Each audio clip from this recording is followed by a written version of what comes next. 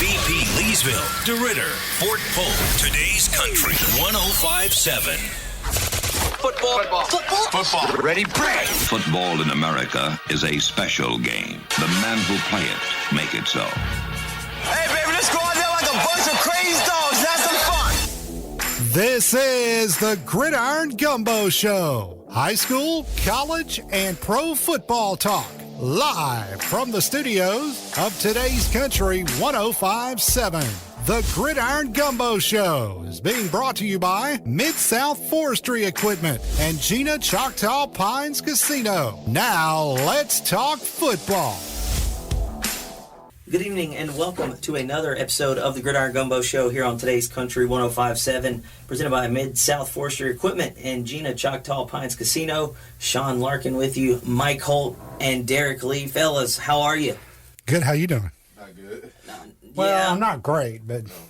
Listen, it could be worse. It could always be worse. It could always be better. We're just kind of right in the middle. That's about it. We have a lot to talk about here today on the show. The penultimate week of the regular season. Penultimate. Do you know what that means? No. That is the second to the last. Penultimate. 2 games left. Can't believe it. Playoffs are on the horizon. Some teams trying to jockey for position. But yeah, just 2 games remaining this week and 1 more in the regular season. We will recap Week 8, preview Week 9 of the teams in the area. Some big news out of Baton Rouge this weekend. It was pretty shocking, but then once we get into it on Saturday night, the result after Saturday night doesn't seem shocking. It was just expedited. We'll talk all about the Brian Kelly news, the A&M game, and preview what is a decent Week 10, even though LSU will be on the bye, prepping for Alabama with a new regime in place for the moment. Saints lose again. Awful game on Sunday. It wasn't fun, but again, we saw Tyler Shuck. We'll talk a little bit about that and see if he is the guy going forward. So a lot to talk about here on the show today. Again, the penultimate week, Week 9 of the high school football regular season is coming up. Again, just 2 games left. So a ton of stuff to talk about. Pretty excited about it. We'll get down to it. In Week 8, again, we have wrapped up 8 weeks of the season. Hamilton Christian defeats Oberlin 49-14. St. Louis Catholic goes to South Bow and wins that one 17-7. I saw some pictures of the new press box at South Bow. Holy smokes. That thing, it is nice. I'll have to show y'all. I got some pictures sent to me Friday night, I think, is when I got them. They were nice, though. I mean, that place, it's awesome. Pumped for them for getting that finally. The game we had Thursday night, we'll get into it. Vinton 27, Rose Pine nothing. A lot of the same for the Eagles, especially on the offensive end. Same story as it's been all year, just execution late into the red zone and some penalties wiping out some big plays. DeQuincy defeats Eastbow 47-32. Port Barry defeats Oakdale 19-14. Kinder stays unbeaten. They defeat Menard 50-32. Pickering 29, Pine Prairie 6. Remember last week I was talking to you guys about Pine Prairie. They had not scored. They do score. Yep. As they get in the end zone. Or maybe they kicked 2 field goals. I don't know. I wasn't sure. But they do have 6 points. So, look, we said it. You don't want to ever be the team that just goes winless and scoreless. So, good for them getting in. Pickering picks up another win. Maryville drops the game to Grand Lake 48-14. Leesville wins again. They go to Washington Marion and win that one 46-28. And then Derrick, DeRitter gets back into the win column. They take care of business at LaGrange 41-8. So we'll get into our game recap. Again, Rose Pine falls to 0-8. Shut out 27-0 at Vinton on Thursday night. Mike, we were there, or I was there. You were back here in studio. Look, penalties and negative plays stall the drives. We said it during the game. It was a quick one. You look, 9 o'clock. Possessions were at a minimum for both teams, actually. Both teams kind of had it and used clock, and ended up Vinton, Rose Pine just couldn't stop the run. Vinton's quarterback, Michael Lang, did not complete a pass. He was 0 for 3 for 0 yards. They ran for close to 400. When you can do that, I think that's a winning formula. Again, Jaden Briggs had a big day, 28 attempts, 193 yards on the ground, 3 touchdowns. Micah Roper for Vinton ran for 100 yards as well. We talked about it. Michael Lang 7 rushes for 90 yards and a touchdown. The biggest one probably of the game that really kind of set the tone for Vinton and kept Rose Pine from really, taking momentum early was on the Vinton's first drive. They had a 4th and 11, and Michael Lang ran for 19 yards, and then a couple plays later they punched it in. But again, Rose Pine started with the football, had a couple of first downs, and then a penalty on 2nd and 1 backed them up. They weren't able to do anything on 3rd, so they punted. Or actually, they turned it over on downs, I'm sorry. It was a 4th and 5. They got a couple of yards, so short of the sticks. They took about 3 minutes off the clock. Vinton's first drive was, again, the 4th and 11. Lang ran for 19 yards, kind of broke containment on the back end over there, and a couple plays later, Jaden Briggs from 4 yards out. They went for 2, didn't get it, so they took about 6 minutes off the clock. Rose Pine got it again, 3 and out. They punted. Then Vinton got the football back and punted, so Rose Pine gets it. Barrett Cootie, a nice 21-yard catch. But then the big play comes in the red zone. Brenham Cheney makes a great catch, gains a lot of yards, but it was negated by an illegal man downfield. They threw an interception a couple of plays later. But again, that was almost a 6-minute drive there. Vinton takes over at their own 37, and Michael Lang runs it in from a yard out on a sneak. They go for 2 to get it, 14-0. And at the half, Vinton led 14-0. So again, just 3 drives apiece for each team, basically, in the first half, and it was 3 drives apiece for each team in the second half. Vinton took the opening kickoff of the second half. Rose Pine tried an onside kick, nearly got it, but there was a big run by Briggs, and then he capped off the drive with a touchdown from a yard out. So 21-0, 3 minutes into the second half. Rose Pine had a first and goal from the 8 and weren't able to get any yards. They turned it over on downs after another nice drive, and then Vinton takes over, goes 97 yards after a penalty backed him up to the 3. Michael Lang with a big 30-yard run there. Briggs with his 3rd touchdown. Rose Pine gets the ball down 28-0, and Barrett Cootie has a big gain. Penalty for an illegal man downfield. Again, same situation kind of in the first half. They turned it over on 4th and 2. And then Vinton gets the ball, tries to drive down. At this point, a couple of the backup guys are in. They tried a field goal from 23 yards out, missed it. Rose Pine got the ball back for one last drive, and the clock just ran out. So, again, more of the same. Rose Pine moved the ball, able to get first downs. Mike, you've been back listening in all season. It's kind of been the case. It's like, they'll be in the process of doing something really good, and then they'll either get a penalty or a turnover. They want to stay ahead of the chains. They do that, and then. On that 2nd and 1, they had a penalty that moved them back 5 yards, turned into a 2nd and 6, and then they don't get the third, on 2nd down, 3rd down, and next you're going for it on 4th and 5 and unable to get it. But, you stay ahead of the chains to a 2nd and 3 or a 3rd and 1. You're able to kind of continue those drives, and we've seen that. It's just everything but the end result, and it's been like that all year. And they're going to get another shot. There's 2 games left in the season, and playoffs obviously are out of the picture.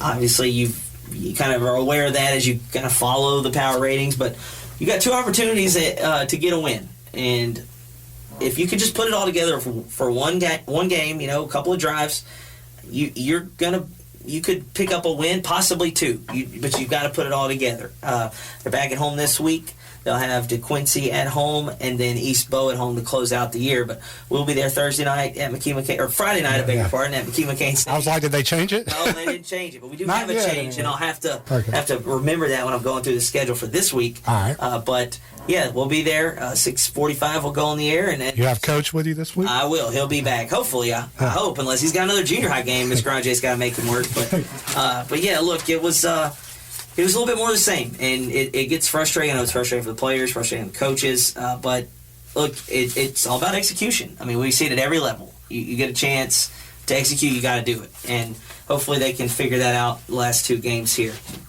Talked about it, Leesville, Overwatch to Marion, 3 touchdown passes from Trell Broom. He continues to just play well in his 2nd year starting. Mike Davis Jr., a couple of touchdown catches. Julius Brown had the other. Leesville defense, 3 interceptions. It was kind of a back and forth there early. We saw Grant Braxton, Derrick. Ed DeRitter ran for 250 plus. He had 260 more this week. So these last 2 weeks, he's been piling it up, and that puts him over 1,000 yards on the season, so congrats to him. Had a pretty good year in the first year starting for Grant there. Again, following in the footsteps of arguably... Is he a sophomore? He is, yes. So, why do they just churn him out? He's going to be a problem. Why do they just churn him out, man? I don't know. What y'all got in the water down there? Y'all are not even that far away from here. I don't know what's going on, man. They figure it out down there. Again, I think that's been Leesville's calling lately. And then, look, you see everything else opens up when you start to run the ball for 200 yards. You can just do whatever you want, really. But, again, they led at halftime 28-12 and just kind of took care of business the rest of the way, able to kind of win that one comfortably. And we said it. They got to win out. They've won 2 in a row. They got 2 more left and looking to kind of position themselves for a playoff spot. Do we know where they're sitting in the power rankings? I didn't look. Okay. But, that stuff will come out and be unofficial and whatnot. But they were in as of last week. Okay. You keep winning, you're in. Yeah. We talked about the other game, Kinder and Menard. Kinder was undefeated. Menard right there in that district. They've got a Voiles the last week of the year, which that could also decide the district. That game was actually streamed on YouTube. 24-24 at half. Kinder goes on a 26-8 run after it was tied. And, man, Isaiah Thomas, again, his second year as a starter. He's a junior now. That guy is an absolute problem. Every time I hear the name Isaiah Thomas, I think of basketball. There's actually 2 Isaiah Thomases in basketball. There's the old one and then the small one. Okay. But, yeah, the football one, the Yellow Jacket is he's a great athlete. I remember Coach Reed telling me he's got the potential to play at the next level when it's said and done. But 237 passing yards, 83 rush, 3 touchdowns. John Roberts runs for 3. Bryson Eaglin had a rushing touchdown. Brandon Perkins, 4 catches, 121 yards, including a 64-yard touchdown catch. But look, man, they're rolling. But that Voiles game in a couple weeks will be for district. Menard was in the mix there. They knocked them out. Menard has 2 losses now. So Voiles is the last week of the season. And they've got a chance to win the district. And it'll probably put them in a position to be 10-0, which would be a great season for the Yellow Jackets. Now to DeRitter. Derrick, you were there. I listened in a little bit. Mike said he listened in. Mr. Isles, and you took that trip out there. We knew going in, Lagrange, what their record was, 1-6. DeRitter had to get back in the win column, try to get in a position to maybe host a playoff game, and they took care of business, 41-8. Just looking at the stats, you saw it firsthand. I feel like that was maybe Michael Parmley's best game as quarterback. Threw for 2 touchdowns, 150 yards. And also, from what it looked like, Connor Rushford played really well for the first time all season. He's been battling the injury. 7.5 yards a carry with nearly 200 yards on the ground, 3 touchdowns. Javon Fairley got involved, it seems. Looks like Jaden Merriweather had a touchdown.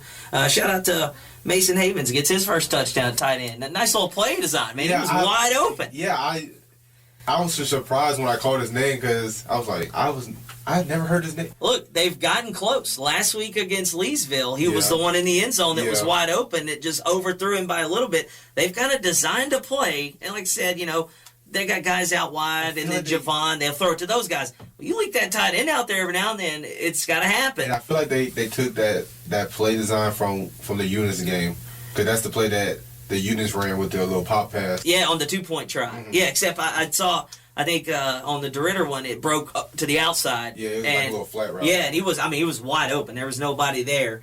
So shout out to Mason. But he got his first touchdown of his high school career. But what did you think about the offense? It seemed like it looked like it was moving well. Night and day.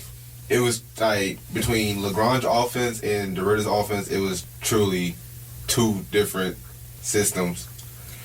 And we saw him against Leesville, DeRitter. A lot of 3-and-outs in the second half.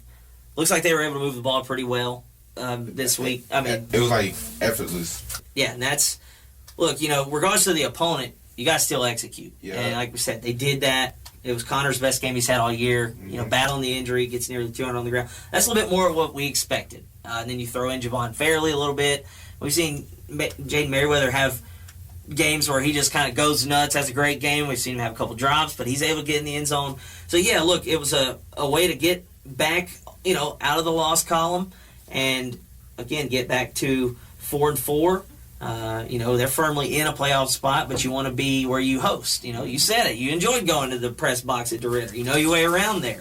I'm sure you're getting home early, sleeping in your own bed. Exactly. And DeRitter's getting to their field house. They're dressing out their own dressing room. Like, there's so many factors at play, and it's just all about, getting into position at the right time and putting yourself in a position to where you don't have to worry about the other teams, if you're going to make the playoffs or host a playoff game or whatever. Obviously, it falls on yourself, but DeRitter, you just got to keep winning, and that's what they did Friday night. So this week, two Thursday games originally on the schedule, and then I did see earlier that there was going to be a schedule change to another Thursday game. So Pickering at Ringgold was supposed to be on Friday. They're moved to Thursday as well. So Pickering, Ringgold, Basil Oberlin is a Thursday game. That was at Oberlin. And Maryville hosts Hamilton Christian also on a Thursday. Pickering looking for that third win. No, this will be the fourth. No, the fourth. This will be the fourth win. Yeah. And you remember last year they closed out, I think, 3 games in a row they won to close out the year last year. So, they will be looking for win number 4, going to Ringgold. And don't ask me where that's at, because I'll tell you the wrong way. I was going to guess and say up north, but I don't know. It sounds like it would be up north, but watch, it'll probably be southwest. It's probably down like by Cameron or something, even though we would know all the schools down there. Port Barry's at Kinder. Again, Kinder 8-0, looking to, a couple wins away from a perfect season in the regular season. They just keep on moving. South Bow's at Westlake. Vinton at East Bow, a team we saw last week. And, again, they're looking to try to close in on the district title. And let's see, Leesville is at Eunice. That game will be on 93.5 KJAE. Look, y'all saw Eunice, Derrick, a couple weeks ago. I've seen them on film. They've got a good athletic group. That could be a sneaky game. Eunice is a tough place to play. It's going to be fun. Yeah, that one should be fun. If Leesville can stick to the run, they should be okay because, man, they've been running the ball at will. And when you can kind of dictate the game, as we'll talk about in the next segment and the one after that, if you can run the ball, you can pretty much do whatever you want on offense and actually defense too, because you keep yours off the field. No, because when you have bad quarterback play, running the ball just misses everything. It hides everything. You can have a bad quarterback and him still look awesome with a good running game. You could hide him. Ask Andy Dolan. Yeah, or just ask anybody that's asked to just not throw interceptions and just hand it off and then make plays that are open. JJ McCarthy. Yeah, when you can run the ball, it makes everything easier. Again, Leesville's at Eunice. Y'all will be back at home the last time this year in the regular season. Hopefully not the last time in the season. Hopefully. Washington Marion will come to DeRitter, Cecil Doyle Memorial Stadium for senior night. So get there early if you're going to the game. DeRitter fans, a little ceremony. Hopefully they'll do it as efficiently as they did it at Vinton this week, because they had senior night for me on Thursday. And it went pretty quickly.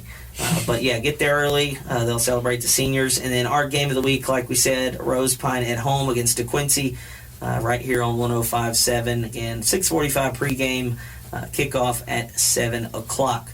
Take a break, come back. We have a lot to talk about in the world of college football.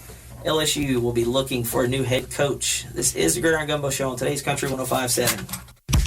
A lot goes into taking care of your property. You need equipment with more reliability and versatility built in, like Kubota BX and L Series compact tractors, rated #1 in durability and owner experience. Z Series mowers that deliver a quality cut, and Sidekick utility vehicles where durability meets speed. Visit your local Kubota dealer for a demo today. Visit Mid-South Forestry Equipment in Manny or call 318-256-5686 for more details. Gina Choctaw Pines Casino, your place for fun. Looking for some excitement? Come push our buttons and get paid.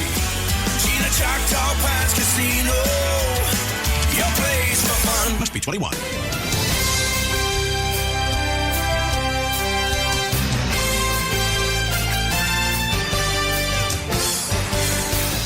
Welcome back to the Gridiron Gumbo Show, presented by Mid-South Forestry Equipment, Gina Choctaw Pines Casino, Sean Larkin, Derrick Lee, Mike Holt with you, fellas.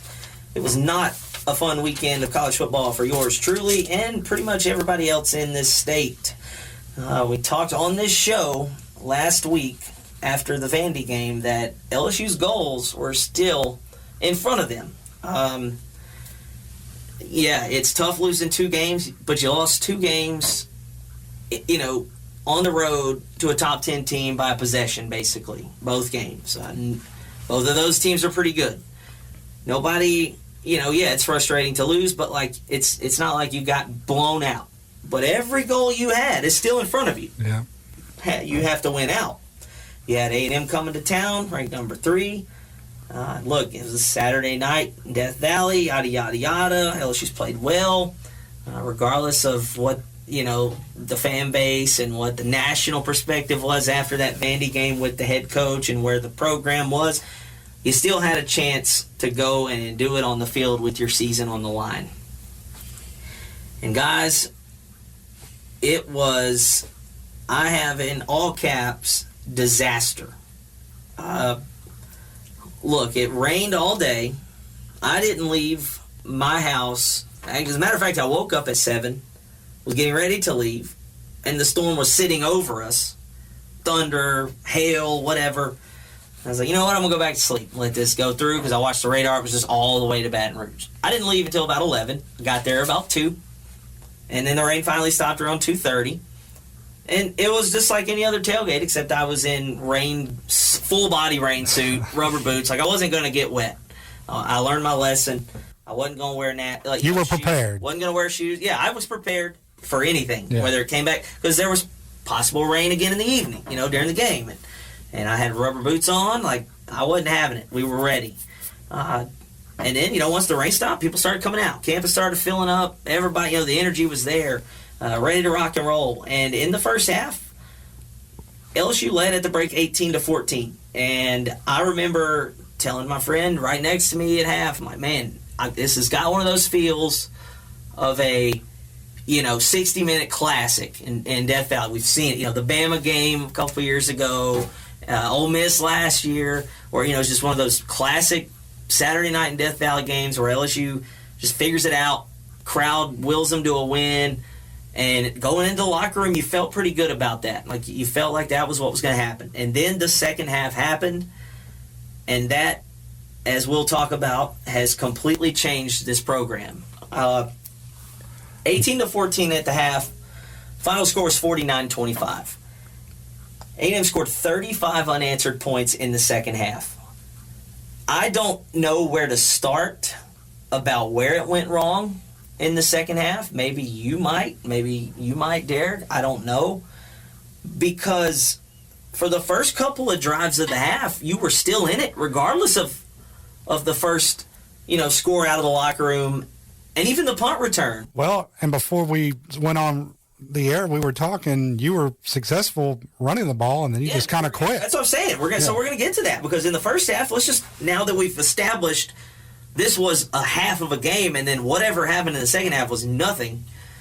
In the first half, A&M led 14-7 after the first quarter. They went down the field, up and down the field. It was easy. And that was kind of troublesome. One of them, Marcel Reed, just the way I had it, I'm in the angle in the corner across from the student section. And when that hole opened up on the right side, I saw Harold Perkins there. And I don't know if he just lost sight of Marcel Reed, but he leaves. And, you could see just green grass. And when he took off, I just went, uh-oh. So, that happens. And then LSU answers, which, by the way, man, Trades Green is a cheat code. It's unbelievable.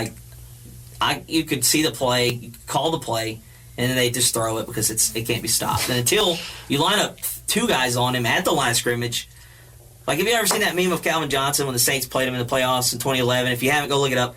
They have 2 cornerbacks facing him in the face when he's out wide at the goal line. That's how you got to do that. And until teams do, just keep throwing it. Yeah. So LSU answers, and defense didn't look good in the first quarter, but then they did. A&M's second quarter drives, guys. A block punt, Jace Thomas blocked the punt for a safety, which, man, I don't know how that ball rolled out of bounds. I thought the thing was going to die in the end zone. It didn't. Yeah. So, again, these are all of A&M's offensive drives in the second quarter after they led 14-7. Block punt for safety. A.J. Halsey interception in the end zone, which on that same drive, probably the greatest catch I may have seen in person on third down by the A&M guy. Just one hand kind of behind him, catches the nose of the football with his fingers. Just ridiculous. I didn't know what to say because it was nearly intercepted, and then that guy just sticks his hand up, and I'm just like, all right, great catch, man, whatever. But A.J. Halsey, who, by the way, has just made play after play for LSU this year, that guy is going to make himself a lot of money in the NFL, gets the interception, and then on the next drive, Harold Perkins gets an interception after Mansour Delane gets the tip, and then the next one was the end of half. So those were the drives in the second half, which allowed you to be leading at the half 18-14. What else allowed you to be leading 18-14 at the half was a run game, Mike, like you mentioned. Harlan Berry, 9 carries for 59 yards and a touchdown. That's a 6.6 average. It's pretty darn good, right? Been asking for that all year. Caden Durham, 5 for 36, had a 28-yarder. Let's just go ahead and tell you that, 9, 14 carries total by your running backs. 11 of them were in the first half. And again, we said it. LSU led after the break 18-14. You ran it 3 times in the second half. Again, yes, A&M scored 35 unanswered. But after the first one, you're only down 3. And then after the second one, you're only down 10. There's still a whole lot of game left. In the first half, Harlan Berry, 8 carries for 56 yards and a touchdown. 7 yards a carry. Guess what happens when you run the ball twice? First down. Move the chains. Play the first down song, Golden Band from Tigerland. Caden Durham, first half, 3 carries, 30 yards. Guess what happened in the second half? Harlan Berry touched the football in the first play of the game in the second half. Didn't touch it again. 3-yard carry. If you run the ball 3 times in a row and you get 3 yards a carry, you got a 4th and 1, and you can just run it again. I don't understand. We talked about it, too, for the life of me, why they abandoned that. And again, there's no reason to abandon it. No. But here's what happened in the second half. LSU's offense in the second half with 99 yards total. 75 of those 99 came on the last drive of the game, which means you had 24 yards basically in the second half. Unacceptable. Here were the LSU drives. In the third quarter, 3 plays, -4 yards, punt. 6 plays, 13 yards, punt. 3 plays, 0 yards, punt. Fourth quarter, 4 plays, 6 yards, punt. 4 plays, 9 yards, turnover on downs. 12-75, touchdown. A&M gets the score on offense. They get the punt return. And you could just feel the air just come out of that building. Even at 10, because you knew they were about to abandon the run completely, and there was no reason to. They shouldn't have. By the way, those Caden Durham carries, 2 for 6 yards. We talked about Harlan Berry's only carry in the second half was on the first play. Caden Durham's 2 carries came in the last drive. So he didn't run it either. I don't understand. I haven't understood it all year. It's not even the fact that LSU can't run it. They won't. Yeah. Even when they're running it. It's like they flat out refuse. Yeah. I mean, you could see it happen in the game that night on Saturday. They would run for 6 or 5. Harlan Berry would have an 8-yard gain, then he's off the field. And we talked about before the show, I said if this was Les Miles' team, they damn sure would be exhausted. Yes. He would have passed out. They ran him every play. They'd have been running the damn ball. Yeah, run the damn ball. That's what. There's hats that say that. Look, man, Marcel Reed kills you again. 202 passing, 2 touchdowns, 2 picks. Gave you the ball, but had 108 rush yards, almost 8.5 a carry with 2 touchdowns as well. In the second half of both of these games against A&M the last 2 years, A&M has outscored LSU 66-13, 31-6 in 24. Which is when Marcel Reed actually came into the game, and then 35-7 in this one. In reality, the last drive of the game was garbage time, so you didn't even really score. First win in Tiger Stadium for A&M since 1994. I was 3 years old. I mean, I've never seen anything like that. I was going to ask you because you've seen a lot of games. I was in that stadium last year when Bama came in and your season was on the line and it rained and everybody stuck it out, didn't matter, and you got just dismantled and it was embarrassing. That was bad. This was as bad and as just deflating of a loss as I've ever seen in there. I've seen a lot of the Bama ones. I've seen every close Bama loss we've had. TJ Yeldon screen in 2012. Overtime loss in 2014. 10-0 in 16. I sat there when we got shut out 29-0 in 2018. I was there when we beat them in 22.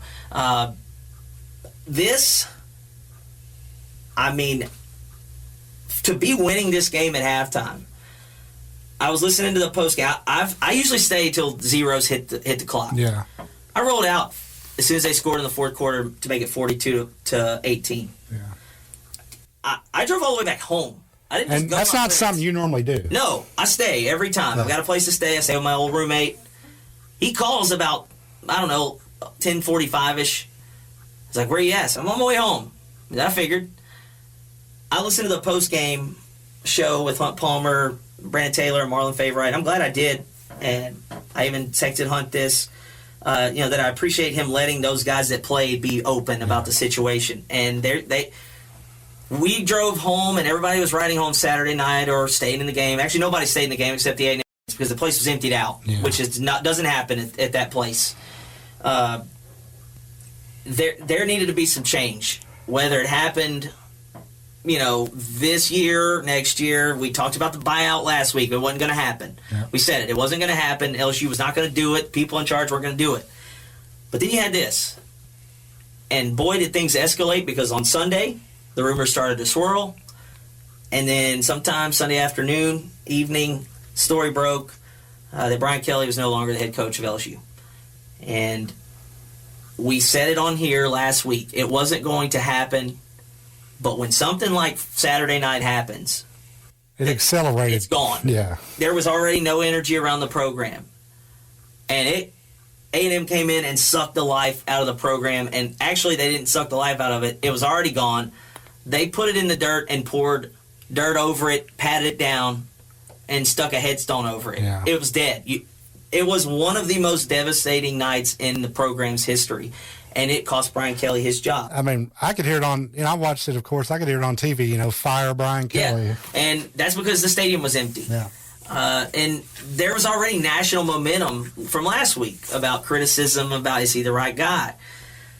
Look, man, this was his fourth season. He finished 34-14, 19-10 versus SEC opponents, 23-3 record in Tiger Stadium, a 20-2 record at night, the second of which cost him his job. He's the third head coach in a row fired mid-season. This is Brian Kelly's first time he has been fired. Yeah, he's never been fired. Yeah. Never been fired. He's always been promoted up or, gotten another job. But, look, 4 seasons, the 3 previous coaches that all, had coached for 4 seasons had already won a national championship and an SEC championship.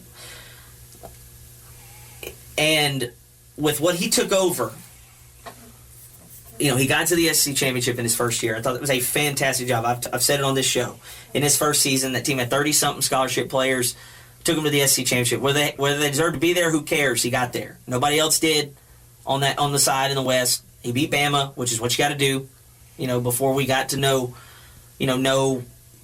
divisions, it was win the West, win the East, you're in. He did it. Nobody else could do it.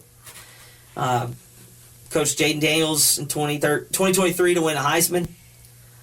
But that's kind of like that what-if year, too. Yeah. And now looking back, that is the year that was the missed opportunity. Yeah. Because when the hire came out, it was so out of the blue, I had no reaction because he wasn't on the radar. No coach had left Notre Dame since like the 50s. Yeah. They all got fired. They never took another job because it's a place to be. And I don't care what the national perspective or the football perspective of his personality or whatever. He was a good coach. Yeah. He was the winningest active coach left after Saban retired. And Mac Brown, I believe. The winningest coach in college football. He won games. I don't need him to speak like me. I don't need him to know who I am. I don't need him to like me. I don't need him to like the fans. I need him to win. Yep. I need a coach to win. I don't care. I don't care what they do. I don't care how they have to do it. You don't care if on the bye week he went on vacation. Don't care. Yeah. As a matter of fact, that's what you're supposed to do. Yeah. I don't need a guy that's in the lab all the time. You need a time to decompress. Because that was like, he went on vacation during the bye week. Doesn't matter. I don't care. Oh, I know. I agree. I don't care if he goes fishing or golfing during the week of games. I mean, as long as if you're winning, it doesn't matter. But again, personality fit before he got here, it was always not going to fit. It's not good culture. I don't care. Just win. Yeah. And in his first year, he took LSU to the SEC championship game. 2023 is going to be the missed opportunity. He had the best offense, arguably, the program's had. It's just as good, if not better, than 2019. Because if you don't have that offense, you're probably 6-6 or 5-7. But this year, we get to this year. We were told we were all in here. All in. Almost $20 million spent on the roster. He had a 5th-year senior at quarterback. As a matter of fact, he put up $1 million. If I'm that's the thing. Yeah. He was so all in. He put up some of his money to even get better in the portal and make more money, to bring in for more players and to build depth. And it showed. And you go for the first time since he's been here, and for the first time since 2019, you win the season opener. And it was a tough one at the time. I don't care what Clemson's done now. You win it, you're on the road. And since then, everything's just not gone the right way, even in the wins. Mike, we've come on the show and not complained about how much we're not winning by, but just hadn't looked right. It doesn't look like it's sustainable. Yeah, no. And it wasn't. And it wasn't at home. And the final nail in the coffin happened Saturday night. Look, like I said, I didn't mind the Brian Kelly hire because I didn't have any feelings about it because he was a good coach. Well, and at the time, you needed somebody to stabilize the program. And that's what he's done. Yeah. Like, again, we're not even talking about his fit or his personality or his fake accent. I didn't care about any of that. All I cared about was somebody who wanted to win. Yes, you do want to embrace where you're at, but winning cures all that. But when it's time to start facing the tough questions after losing, and you kind of turn cold, or it's just the kind of snide remarks and he had snapped at the reporter. Yeah, but he was snapping at the reporter's going to win. Yeah, but that's fine because we win. Yeah. Who cares? I don't care. But something had to change after Saturday night because LSU had no intention of firing him a week ago. See, and I thought, maybe, Joe Sloan's gone or some changes in the offense. I didn't know it was going to be a bigger than what it got. I sent a text out Sunday afternoon and just said, do I need to care about the speculation? Or, I saw a tweet with an eye emoji tweet, around 1 or 2 o'clock. I said, do I need to care about this? Yeah. To the person I sent it to. And they said, it's over. It's all but over. It's just a matter of hours, not days or weeks. And a couple hours later, it happened. Look, it's something that needed to happen. It was going to get worse before it got better, yeah.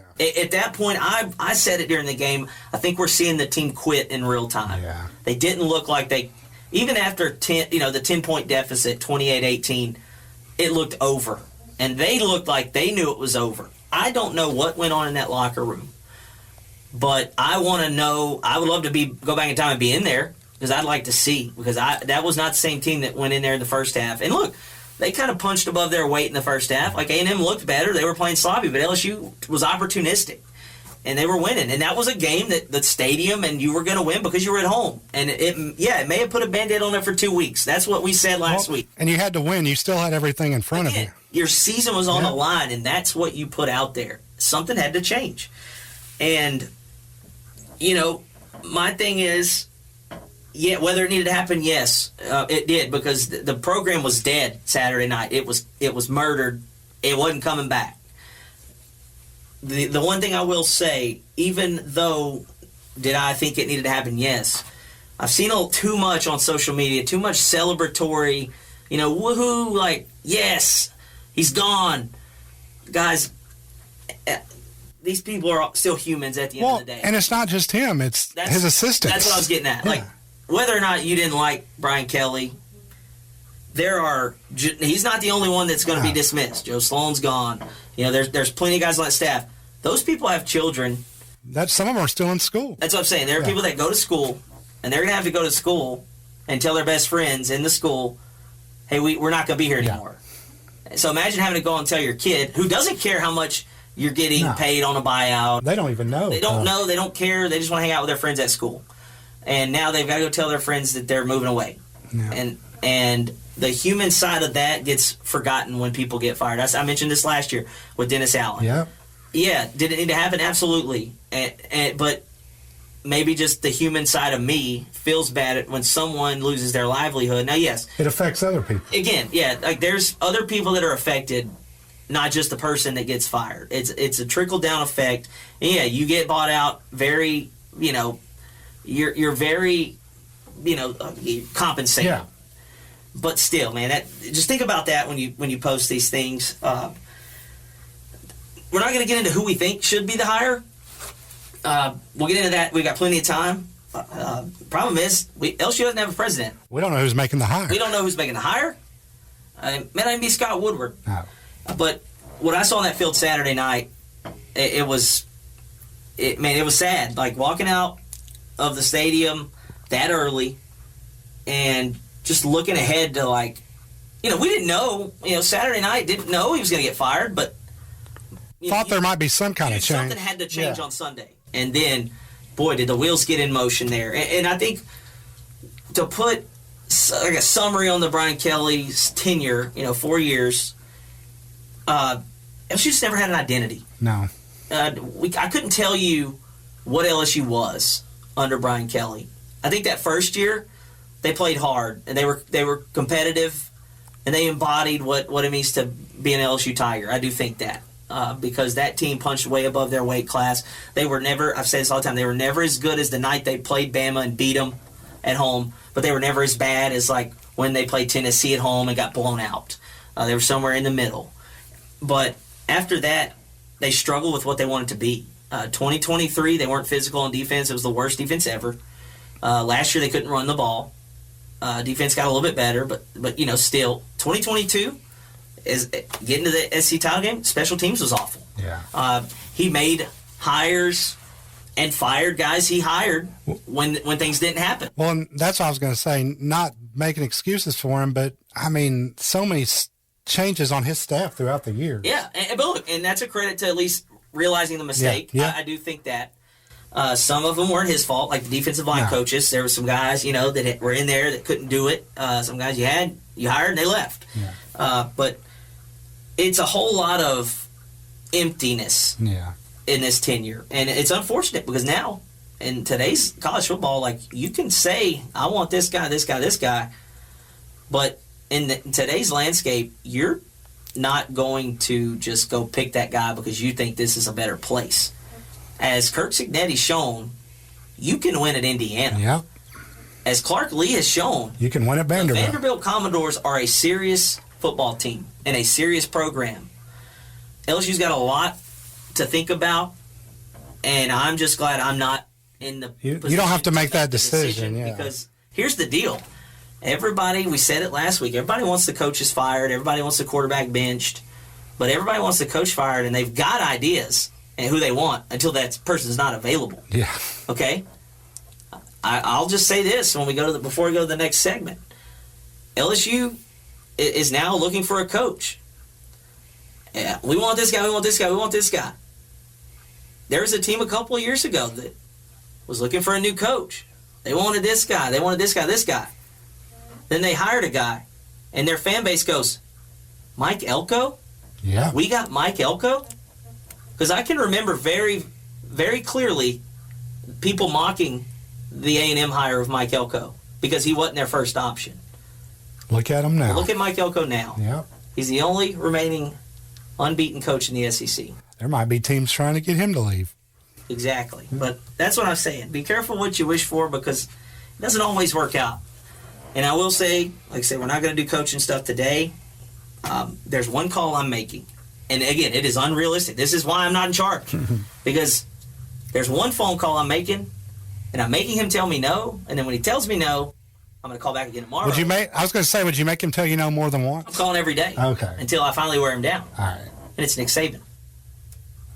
That's the only guy I'm calling. And if we don't get him, we're screwed. We ain't got a head coach. We'll come back, and we will talk some NFL, get our picks in, and wrap the show up. It's Gridiron Gumbo on today's Country 105.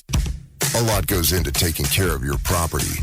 You need equipment with more reliability and versatility built in, like Kubota BX and L Series compact tractors, rated #1 in durability and owner experience. Z Series mowers that deliver a quality cut, and Sidekick utility vehicles where durability meets speed. Visit your local Kubota dealer for a demo today.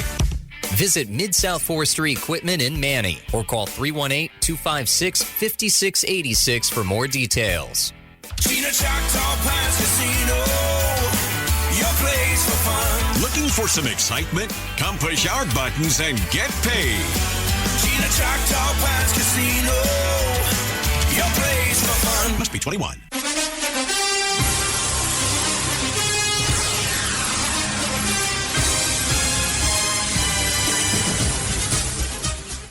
Welcome back to the Gridiron Gumbo Show here on today's Country 105.7, presented by Mid-South Forestry Equipment. Gina, Choctaw Pines Casino, Sean Larkin, Mike Holt, Derrick Lee with us. Had to wake Derrick up from a slumber because, again, he was talking coaching changes. I got on my soapbox. I'm back. NFL Week 8 is in the books, and the Saints lose again They fall to 1-7, and look, there ain't no sugarcoating this one, brother. It was awful, Mike. Derrick, we'll talk about your Panthers in a minute. I don't want to talk about But, oh man, Mike, I can't. There's only one positive I have from the first half, and it was the defense. For the first, let's see, 1-7. So first 6 weeks of the season, the one thing that the Saints did well, even when they were losing games, was take care of the football. That is now back-to-back weeks with 4 turnovers, 2 fumbles, 2 interceptions. You're not good. No. But you're not going to ever have a chance if you turn it over 4 times in a game. Not against the Bucks. Yeah, and look, that's a Bucks team with a lot of injuries. Without Mike Evans. A lot of injuries. Yeah, Meka Ibuka's still playing, but he's got a hamstring injury, so he's, kind of probably not full speed. Bucky Irving's out. They've got some offensive linemen, some defensive guys out. But if you give somebody 4 extra possessions, you saw it with us. The Giants threw us the ball, and 5 turnovers. Well, yeah, we're going to win. Because that's what happens. You just give it away 5 times. Yeah. And ultimately, it, as we'll see in the first half, somehow, some way, the Saints were only down 7-3 at halftime. And they were terrible. Here's their offensive drives. Spencer Rattler fumble, which, again, get knocked out from behind. Take care of the ball. We got to. You got to kind of bring that thing in close. Rattler fumble, punt. The pick 6, which I was just speechless. Didn't really know what to say because it happened so fast.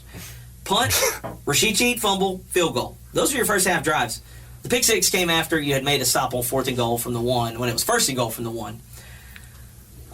Rattler 15 for 21, 136 yards. Again, an interception and a fumble.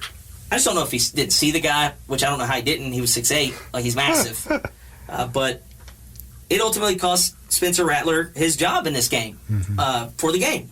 Tyler Shough came in. First time we've seen him since the end of the Seattle game. But he came in with some game time. 17-3, the Saints were down with 4 minutes and 2 seconds left in the third quarter, which means that's an eternity. Yeah. You go get a scoring drive down there, even if you get 17-6 or 17-10, you're in it. This is game situation. It wasn't bad. 17 for 30, 128 yards, interception. Chris Olave, it was a great play by Winfield, but we can't have that ball getting ripped out of your hands, man. That can't happen. Like I said, defense played well. They only allowed 212 yards, 3 yards a play, basically 3.8. The Bucs were 3 of 13 on 3rd down. Chase Young, man, since he's been back, he's been great. Yeah. Had 1.5 sacks, forced and fumbled the recovery. We had the goal line stand for the defense. Almost had another one. The Bucs had 1st and goal, 2 drives this game. It took them 8 plays. On the 8th play, they finally scored. Saints had them 4th and goal from the 1 on the 8th play and just couldn't get it done. And they almost did. Eventually, you're going to do it. You see why I say, Mike, when you get in on the goal line, just run it every time. Eventually, you're going to put it in. They did. Finally, they did. Now, it took them the second possession, but, great job. And then eventually, like I said, they give up another score, and you're just unable to generate any kind of offense. I know the skill guys hadn't been great. Still some drops. Juwan Johnson dropped a couple more. That's just, Shaheed fumbles. Almost fumbled again. My thing about the offense, Mike, who's the best player on the Saints offense? Ooh. It's Alvin Kamara. Yeah. He had 8 touches yesterday. On Sunday. He had 8 touches on Sunday. He had 14 touches for 29 yards against the Bears. Now, he did look like he got a little nicked up in the later part of the game. But, man, if the Saints have any chance of winning, and look, I'm not going to criticize Kellen Moore much. He's not working with a full deck here, right? But if I am going to criticize something, it's not getting the ball to your best player. Yeah. I don't care how you've got to do it, but you got to figure it out, man. Find some creative way to do it. Yeah, and I know it was a different situation. You don't have Eric McCoy anymore, but Clint Kubiak didn't have any issues getting the ball down with Kamara first. Now, his ribs got broken about week 4, but you got to get him touches and at least give yourself a chance at your best guys. Yeah. And that's just not happening. 6 for 21 on the ground, 2 catches, 24 yards. He does now, I think, have 600 receptions all time, which is, man, it's crazy, man, just to be doing it as long as he has. It's crazy he's in his year 9. Wow. But that's my issue on offense. Like, if you're going to go down, man, go down with the dude you've got that you paid and wants to be there. You know, the trade speculation's been there. He's like, I'm in. I'm staying. Especially with Kendra Miller being hurt. Yeah, and look, I'm really high on Devin Neal. Yeah. I like him. I liked him at Kansas. He kind of was injured in training camp, so you're just trying to kind of see it now. He got limited touches, but man, you got to kind of feed Alvin. I think if you want to just have a chance to win, and it's just not happening. I don't know if that's my scheme. Defensively, they're probably keying on Alvin, knowing he's one of the few weapons the Saints even have. Yeah. But they drop another one. They get to 1-7. Mike, I don't know. Kellen Moore in the press conference was asked if Tyler Shough has the job now, and he said it was more of just a collective how the offense was looking on Sunday. Yeah. Do you think you throw him to the Wolves now? I think we're getting closer. Because the one thing Spencer Rattler wasn't doing was turning the football over. And now you have, and not saying all these were his fault. The Shaheed fumble's not his fault. But he did fumble, and he threw an interception. And in the last, the week before against the Bears, it wasn't good either. I think, I think it might be time. Yeah. And I'm okay with it. You got to see what you have. Yeah. You're 1-7. You got 9 games left. You'll have a bye in there. So 26-year-old quarterback. And that's another thing. Yeah. I was telling somebody that the other day. It's not like he's a 21-year-old. I think he was telling us that. Yeah. Yeah. Oh, yeah. Maybe so. I've told everybody. At this point, yeah, the guy's played 7 years. That's crazy. Like, you got it. You either got it or you don't, man. Like, in today's NFL, where you don't have to pay a top quarterback, $70 million like Jamarcus Russell or whatever. You just throw him to the Wolves and see what you got. And this draft class coming up ain't going to be the greatest. And who knows? Yeah. Maybe it is, but the guys we thought were going to be good aren't. Yeah. But I think it's time. And look, it ain't getting any easier for you on Sunday, because then you go to Los Angeles and play the Rams. Pretty good. West Coast. Pretty good team, 3:05 p.m. on Fox. So it'll be interesting to monitor that situation with Tyler Shough, but I think we are very close to getting Tyler Shough as the starter and just kind of rolling with that for the rest of the year, possibly. Other Week 8 games, and we didn't go over the Week 8 games in college, which we will when we go to our picks. Man, look, we said it last week. The Jets winless. Not anymore, man. Shout out to Justin Fields.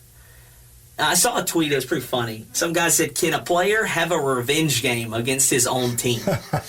Because if you go back and see the comments that Woody Johnson had, he didn't blame Aaron Glenn. He blamed the quarterback.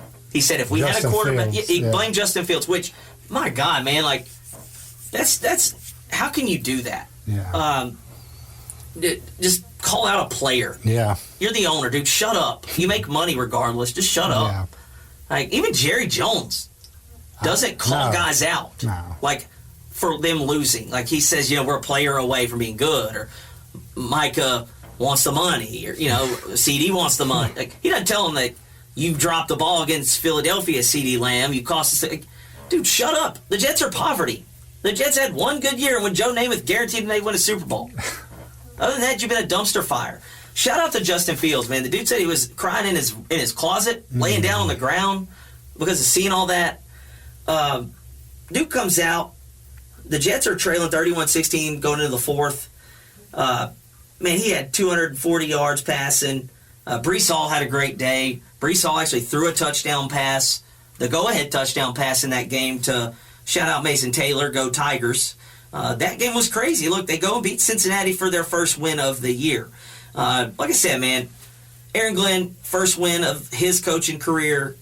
The Jets are a dumpster fire, but like guys like Justin Fields, you got to tip your cap, man. To deal with what the owner said about you, could have just rolled over, and felt bad for yourself. So it ain't gone his way in the NFL. It hasn't. No. I mean, he's on his third team. He was drafted a couple years ago by the Bears, third overall. Speaking of, it's about situation. You go from the Bears, who ain't a great situation, to this, which hadn't been a great situation either. If I'm not mistaken, this win over the who did Jets play? The Bengals? Yeah.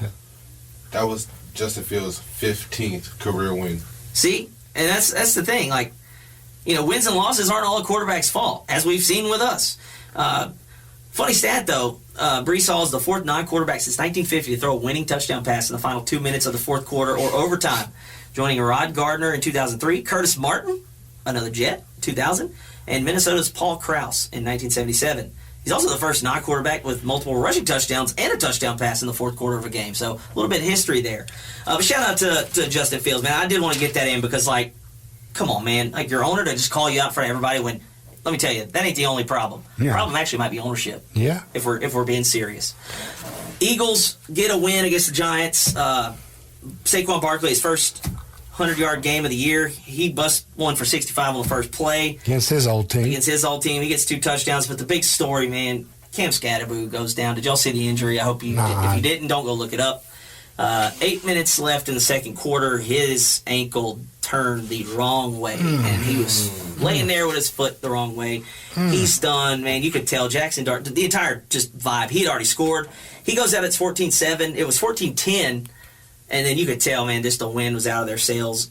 One of the funnest players to watch in the league is probably done for the year. He'll be back. That dude he's a maniac. He's going to be back. But they get the win. The Broncos pummel the Cowboys. 5th straight win for Sean Payton. Sean Payton's teams go on runs. Yep, they do. They sure do. In the last 5 quarters, the Broncos have outscored their opponents 77-37. I mean, they scored 30-something, 33 points against the Giants in the fourth, 44 against Dallas. R.J. Harvey, rookie, has 3 touchdowns. It's also Dallas's 8th straight loss to Denver, dating back to 1995. You go back to Aikman, Irving, and Smith days. Colts, they're the best team in the NFL, guys. I keep waiting on them to lose or show a chink in the armor. Maybe just have a bad day. Daniel Jones. Win it by more. Daniel Jones. Well, I'd say it's all Daniel Jones. But my God, man, I think Jonathan Taylor might be the first non-quarterback to win MVP in a while. This guy just continues to score 3 touchdowns a game. And as a matter of fact, the Titans know he scores 3 touchdowns a game because he's the first player to score 3 touchdowns versus the same team in 3 straight games. He's done it twice this year against the Titans and last December. So they're like, he's on the schedule, 3 touchdowns, Jonathan Taylor. Next year, when they're playing the Titans, guess what, guys? Live bet, 3 touchdowns. Jonathan Taylor. I'm going to remember that. Just remember, because you can get him to score 2. I had him to score 2 yesterday, and he did. I didn't live bet the 3rd one because I needed Tyler Warren on tight ends day. He didn't do it. I say yesterday, I meant Sunday. You know what I mean. Sorry. Anyways, Packers spoil the Aaron Rodgers revenge game on Sunday night. Jordan Love, man, torch was passed. Did you see the jerseys they wore? Yeah, they were bad. They were from the 1930s. They should have left them in the closet. But Jordan Love, 360 for 3 touchdowns, franchise record, 20 straight completions. Aaron Rodgers didn't have a bad game, 219, 2 touchdowns, but they couldn't tackle Tucker Kraft. That dude was insane. National Tight Ends Day, though. He had, 143 yards? And 2 touchdowns. God. I did live bet 2 touchdowns for Tucker Kraft, though, so shout out to me. We'll get to our picks. Last week, I was not good. They would have fired me, too, if I was the coach of the picks. I went 5-10. Oh. Mike, you were 8-7. Derrick, you were 7-8. Okay. But it wasn't my fault. I'm going to lay the blame. Again, I'm going to shift the blame, which is not what head coaches are supposed to do. Let me just tell you some of these, guys. Favorites on our schedule for Week 9 in the NCAA went 4-4. The underdogs, actually, that won straight up. Ole Miss was an underdog that won straight up. Derrick, you were the only one that had that, which Oklahoma took the lead and then just fumbled the ball. I mean, come on, guys. Like, what are we doing? Auburn wins. Arkansas was up on them, I think, 24-10.5. They changed quarterbacks. Auburn wins by like 15. This happened to me a lot, by the way. I got just smoked down by the sports books. Again, Arkansas loses. They were a 2.5-point favorite. So, money line, underdog, Auburn. BYU, Iowa State was up in that one by like 10. And next thing you know, I turned the channel and BYU's up 14. So, not sure what happened there either. Was watching it, and then boom, just like that. I don't know if you guys saw South Carolina. They were up 22-14. Alabama scores 2 touchdowns in the final minute and a half to beat them. But there was... I seen a game... I seen a highlight of a game that they took a timeout before they punted. It was like before the 2-minute warning, and they somehow still lost the game somehow because... Well, I just want to know, Mike, you get this one, but I'm not giving you credit. We had Indiana UCLA as one of our picks, and the spread was 25.5. You could have actually doubled that. And then Indiana would have almost still covered because they won by 50. Indiana's pretty good, man. That's a UCLA team that came in and winning 3 in a row. Swing and a miss there by me. But by far, the worst one of the day is Mississippi State. Guys, we were all on them. I said on this show last week, Mississippi State was going to win that game. Yeah. Guys, I don't know if y'all saw any of it, but I saw it all.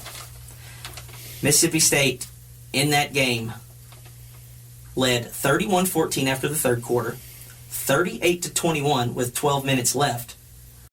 Texas came back, tied it on an 80-yard punt return with 1 minute and 47 seconds left, and then won in overtime by 7. We had 6.5. Just listen to that. Absolute choke job there by our college picks. As I said, I'm not blaming myself. I'm blaming those guys on the sidelines. The one time we don't pick Texas to win. I mean, I called it. I was telling y'all, like, they're not good. They went to overtime with Kentucky, lost, or won that one. They were down 17 in the fourth quarter. And Mississippi State just can't win an SEC game. I think they're like, they're 0 for the last 16, 0-12 under Coach Levy. Like, it ain't happening. Oh, man. NFL Week 8, sorry, guys, I picked all the games we had. Favorites went 7-0. Bad week for the underdogs. Backup quarterbacks didn't perform. I mean, Andy Dalton, every time I looked on the screen, he was either throwing an interception or taking a sack. But it's a new week, and now I will take over and dominate. You said it, Mike. We got a good week of college. You said you hadn't looked at the schedule? I have not. Pretty good. Not the first game, though. Penn State at Ohio State. Ohio State is a 20.5-point favorite in this one. This game was like game day whiteout last year. What happened? Oh, I know. Coach got fired. I'm taking Ohio State. Ohio State. Me too. I'm taking the Buckeyes. Vanderbilt wins an absolute barn burner against Mizzou. That was a great game. Any team could have won that one. And now Vandy goes to Texas. And the Longhorns are a 1.5-point favorite. Can Clark Lee and the gang get it done? This is Vandy's best start in almost 80 years. No. You think Texas covers and wins by 2? Yes. You know what? I've got to catch y'all somehow. I've been terrible. I'm on. They weren't good last week, but they did enough. But I think, Texas will probably blow them out. Georgia, Florida. This is once called the world's largest outdoor cocktail party, and then they changed the name because they said it promoted alcohol use, which if you watch your favorite team play, and especially if you're a fan of 100%. Saints or the Tigers, you'll promote alcohol just as soon as you turn it on. I mean, first quarter, to get out of that for the Saints, I should have passed out. Florida's a 7.5-point underdog to Georgia, but I'm going to take the Gators in this one. I'm going to take the Bulldogs. I got the Gators. Yeah, I just think they may lose this one by a touchdown, 7. But we'll see. Maybe not. Kansas State beats Kansas last week. They get Texas Tech at home. Kansas State is a 7.5-point dog. I'm going to take them to cover. I'm going to take Kansas State. Kansas State. Texas Tech, again, lost that game at Arizona State. Oklahoma loses to Ole Miss. Now they go to Tennessee. Got to get back up. That is a 3.5-point favorite, Tennessee, over Oklahoma. I'm going to take the Vols. I got the Vols. Yeah, I want to take Oklahoma, but they burned me like 3 weeks in a row, so I'm out on the Sooners until they play the Tigers. NC State is a 6.5-point underdog against undefeated and number 8 Georgia Tech. Can NC State keep it close? I'm taking Georgia Tech. Georgia Tech. I'm going to I got to go contrarian. I got to take NC State in this one. Also, another name to look out for, Brent Keys at Georgia Tech. Might be getting some looks. Miami lost their last time out. They go to SMU. SMU, 11.5-point underdog at home. Can they hang around? I think they can. I'm taking the Hurricanes. I got the Hurricanes. Miami. Again, I want to catch y'all one way or the other. I'm either going to be really down or not. Game day is going to Utah. Ooh. They've got Cincinnati. I don't know if y'all saw the score at halftime of Utah-Colorado. Oh, it was like... It's 43-0. Yeah. I think. It was either 43-3 or 43-0. It was bad. Did you see the video of Coach Sanders yelling at his defensive coordinator? No, but I saw him say that's the worst beating he's had since the one he got from his mom. So, he's probably not wrong because, man, the moms will put the fear of God in you. Utah's an 8.5-point favorite against Cincinnati. I think they get it done and win by 10. Utah. To the NFL, Thursday night.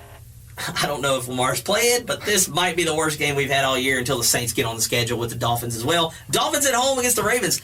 Also, LOL Dolphins beat the Falcons on Sunday. Not sure what happened there, but the Dolphins are getting a touchdown and the hook. 7.5-point underdogs. Dolphins are at least going to lose by 6. I'm taking the Dolphins. I got the Ravens. If the Ravens run the ball, they'll win, but I'm hoping they keep it close. Patriots at home against the Falcons. 5.5-point favorites. Kirk Cousins played for Atlanta, and, man, they didn't look good. I like the Patriots. I do, too, man. The Patriots have figured things out. The first-place Patriots. Mike Vrabel. The Packers. 12.5-point favorites this week against Carolina. Oh. Is Bryce Young coming back? I got to know. I got to. I'm taking Carolina. It's just a massive spread in the NFL. Yeah. Taking the Packers. I got the Panthers. Yeah, that's your Panthers. I'm riding with you. This was a good one. Steelers dropped the game against the Packers. They're back at home. They got the Colts, best team in the league, coming in. The Steelers are a 3.5-point underdog at home for the second week in a row. I'm going to take the Steelers. I got the Colts. Man, I can't. The defense. We the keep Steelers waiting. defense. Yeah, we keep waiting. And they got carved up Sunday night. Jonathan Taylor's licking his chops, man. He's waiting. Like, the Colts are good. I keep waiting on it, but they just keep on doing it. And they're fun, man. I'd rather that than anyone else. You know, Daniel Jones, great story. Bills Chiefs. This one is way more fun in the playoffs. Seems like the Bills always win this one in the regular season. They're a 1.5-point dog at home. I'm taking the Bills to win. I'm taking the Bills. I got the Chiefs. That's the right pick. Chiefs are just rolling right now, man. They're offensively they look good. I just feel like the Bills just played down the competition. They do, but this one always means a little bit more to them, and they beat them in the regular season. But it's going to be a fun one. That's a 3 o'clock kick, I believe, on CBS. Sunday night game, Seahawks Commanders. Jaden should be back. If not, it'll be Marcus Mariota. They are a 3.5-point dog to Seahawks. You know what? I'm going to take the Commanders. Marcus Mariota is a capable backup. Broncos at Texans. Broncos won 5 in a row. Texans blasted the Niners somehow on Sunday. They're a 1.5-point underdog. Do the Texans cover or possibly win? I'm rolling with Sean Payton and the Broncos. I got the Broncos. You know what? I'm going to take the Texans to win a close one. And then Saints-Rams. Rams are a 13.5-point favorite. They beat the Saints by 14. That's the Rams. Yep. Got to do it again. And we will see. So all across the board, the Rams. Look, it should be fun. Like I said, it's do or die for me now in the pick'ems. I went pretty much opposite of you guys almost the whole way. Get out. Again, 2 games left in the regular season in the area. High school. Go support. Again, basketball season creeping around the corner. You can get a double dose after next week. There'll be scrimmages going on. You go check them all out. Yep. But on the Gridiron, Bass Hill at Oberlin, Hamilton Christian at Maryville. The other Thursday game, again, changing the schedule. Pickering goes to Ringgold on Thursday. Oakdale at Avoyles. Portbury at Kinder. South Bow's at Westlake. Vinton at East Bow. Leesville at Eunice. Washington Marion at DeRitter. That one at Cecil Dole Memorial Stadium. Senior night. You can listen to that one on KROK 95.7. The station that believes in dragons. And our game of the week, DeQuincy comes to Rose Pine for Week 9. That one right here on Today's Country 105.7. For Mike Holt and Derrick Lee, I'm Sean Larkin saying thank you for listening. This has been the Gridiron Gumbo Show on Today's Country 105.7. KVVP Leesville, DeRitter, Fort Polk, Today's Country 105.7.